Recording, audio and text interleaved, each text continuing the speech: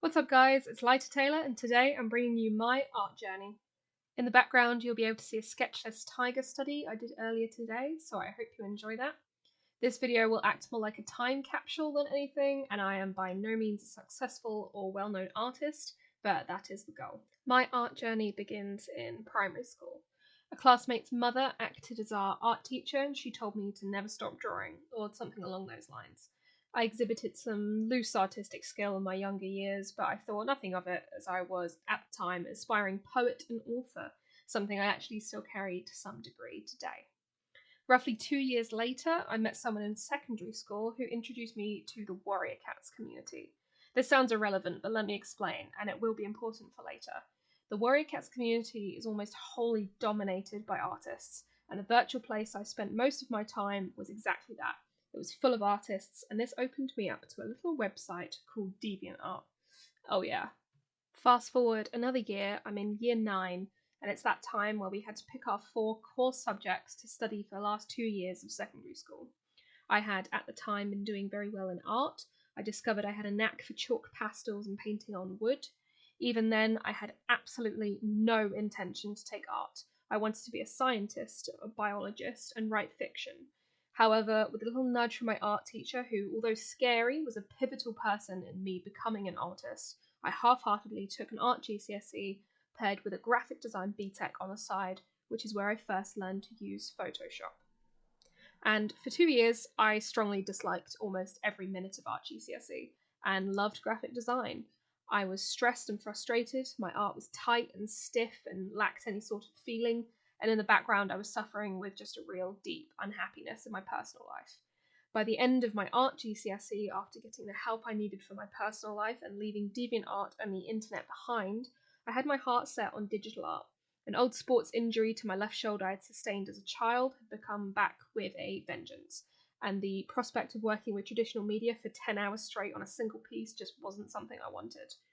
I passed my graphics GCSE with an A star in the coursework and a B in art, which I gracefully took because I had poured my blood, sweat and tears literally into those subjects for 2 years, and I wanted nothing more than to leave my uniform and start college.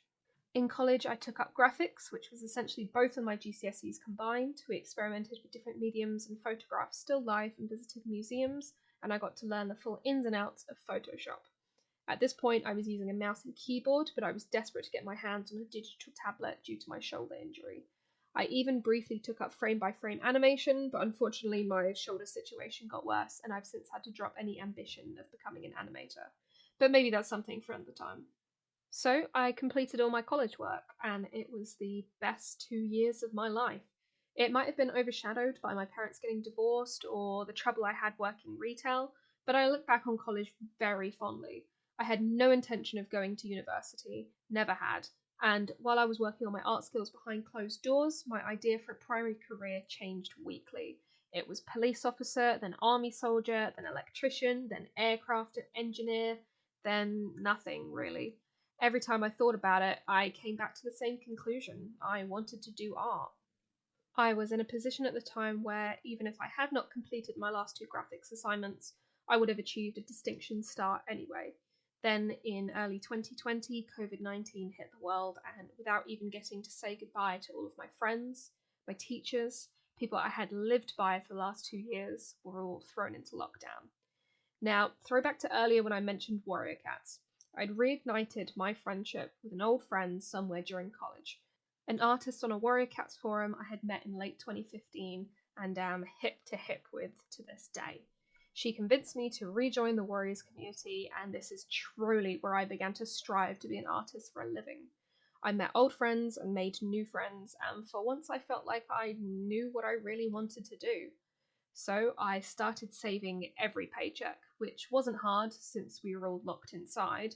Then in early August of 2020, last year, I purchased myself a Wacom Cintiq 16.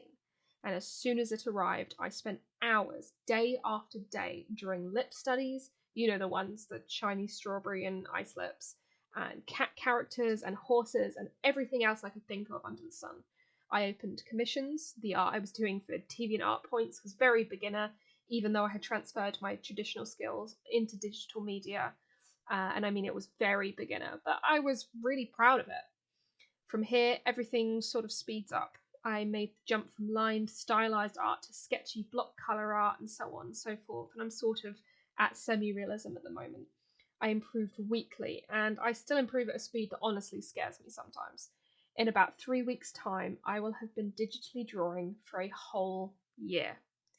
But among all this excitement of being able to actually do the art I wanted, there was something else going on entirely. This friend I had reconnected with, she said, "Hey, why not do an art degree online?" And I couldn't fault the logic. A month or so later, I've got government funding and I'm already getting stuck into an online illustration degree, something that will get me a qualification and help me improve my art further in the meantime. As of now, I'm 1 unit away from completing the first year of work, months ahead of schedule. So, to future me, I hope you look back on this and smile with pride for how far you've come. None of us like to look at our beginner's art, but take the time to do so, compare it to your current art, and I think you'll find you'll smile too. Thanks for watching, guys. Hope you enjoyed, and I'll see you in the next video.